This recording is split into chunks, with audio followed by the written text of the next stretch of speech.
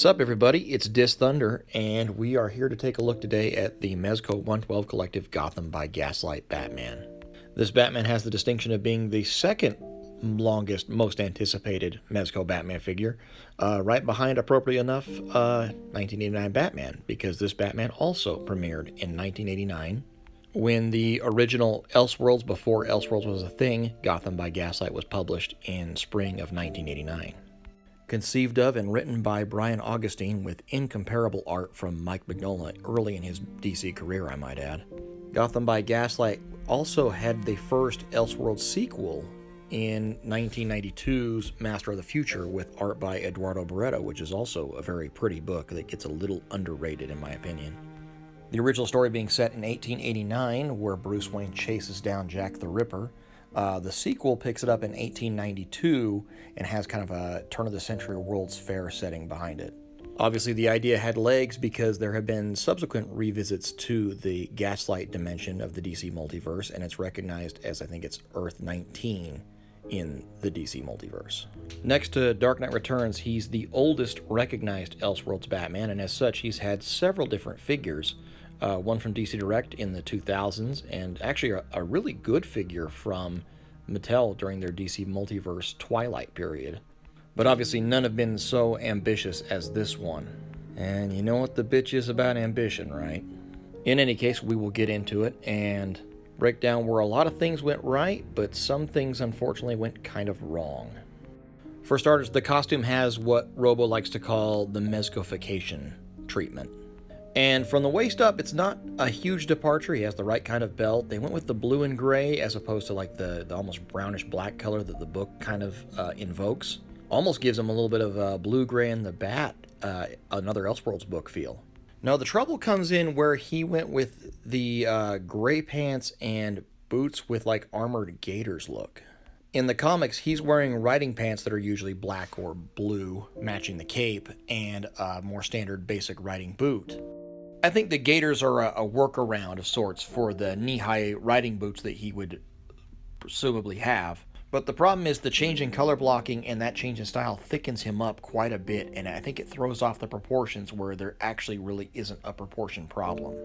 Maybe to better demonstrate that, I'm going to bring in his intended companion piece, which is the Gaslight Joker figure from last year. And they're deceptively the same height, actually, for the most part. The bodies are nearly the same height, but Batman just comes across bulkier, but not in a good Batman way, just in a kind of oddly proportioned way. Even the head sizes are actually pretty close to even.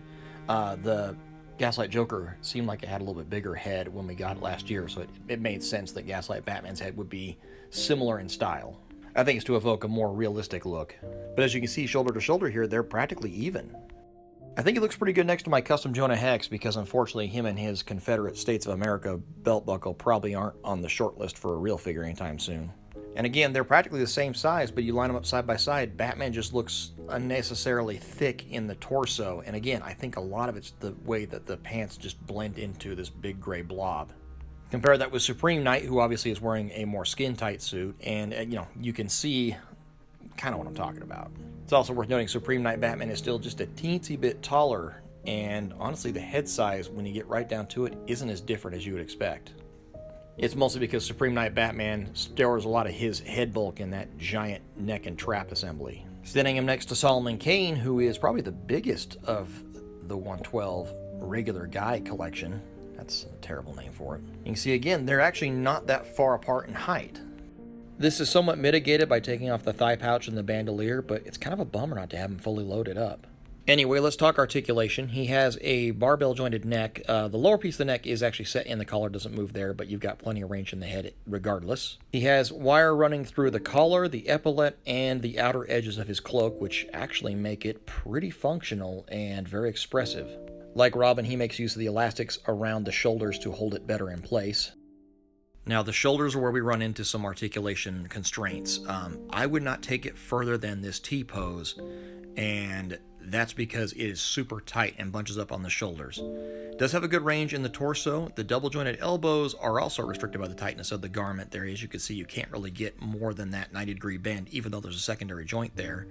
The standard ball peg wrists, as we would expect. One of my favorite parts of this figure, though, has to be the belt. As you can see here, there's a space to store a batarang on the back. You can move that around if you like, put it in a little different position. And that secondary loop there, I believe, is either for the rope and grappling hook that he comes with, or possibly the Victorian Vigilante revolver that came in that set.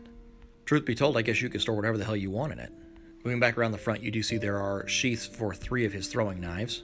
And it's got a great leather texture and color that match the thigh pouches really well as well.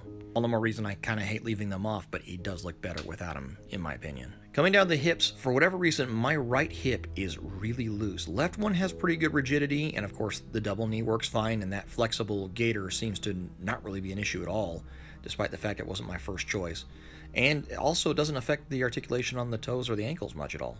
Yeah, when I put him back in the neutral stance here, this one just doesn't hold strong, and it kind of drives me nuts. That could be an isolated issue, but one of my friends has one with a similar situation, so something to be aware of. And yeah, shortly after I filmed that part, bam, tore the seam out of the back of the shoulder. So be very cautious with those. This is actually a design flaw in my opinion. There should have been more room in that shoulder space, whether it be just a little more fabric or like a little bit of flexible material in between the joints, something like that. We do rebound a bit, though, when we talk about the accessories. He comes with these excellent foldable batarangs. I think there's 3 of these. There's 6 throwing knives and a grappling hook with rope. That's in addition to the 3 head sculpts and the extra mask that can be held in the various holding hands. One of those holding hands can hold the batarang in the finger holes, which is pretty cool. He has a very distinct Bruce Wayne unmasked head, which I am quite fond of, and again, it's unlike any other Bruce Waynes we have so far, so it stands out to me. He also has some of the best mutton chops in the business. And then here is that separate mask piece that can be held in mostly any of the gripping hands, but it seems to work pretty well on this trigger hand. I know a lot of people were not happy with the head sculpts on this figure, and while they do feel slightly oversized, but again, I think that's more about the suit and the body than the actual proportions. I honestly am pretty happy with all 3. There's the stoic, the Bruce Wayne head here, and then there's one that has a slight open mouth, which somehow I misplaced during this review, but it is in a couple of the pictures. Last but certainly not least, we have the back glider with harness and the flight goggles. This magnificent contraption is articulated at 8 hinge points and then 2 ball sockets that fit into the back of the harness that allow them to articulate.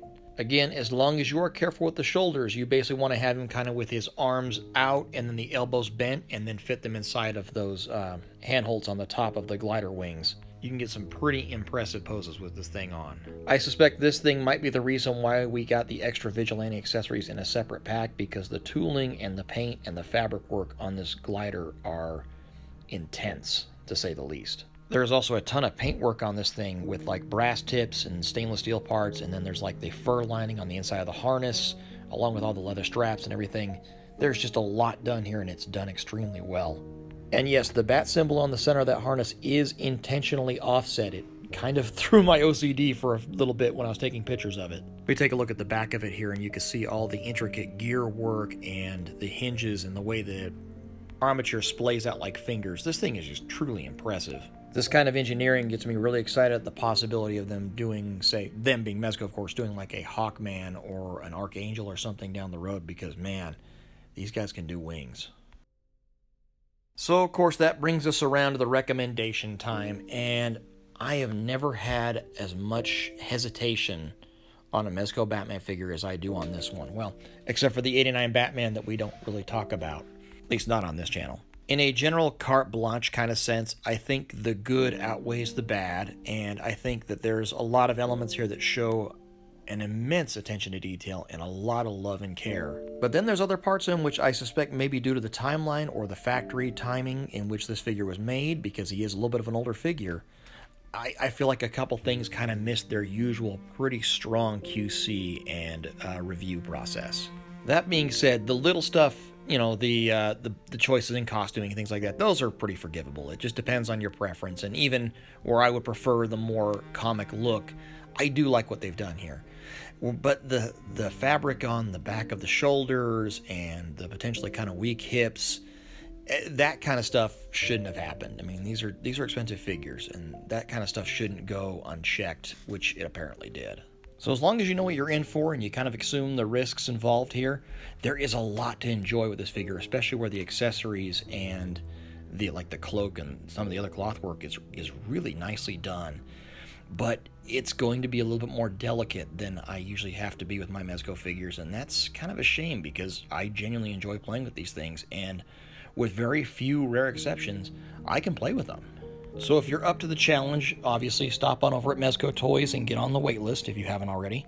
And perhaps keep an eye on the secondary market because it seems like this guy sold out pretty quickly despite the wait time involved. As soon as he started shipping, they started disappearing. And as always, thank you to Mezco Toys for helping me get a copy to review for you guys. And where this review is concerned, I'm hoping that this is a little bit more informative than usual and you can kind of make, an informed decision on this guy, because I'd hate to see people miss out on him, but I'd also hate for people to get him and be disappointed. So there you go. Thanks for coming through. We will talk again soon.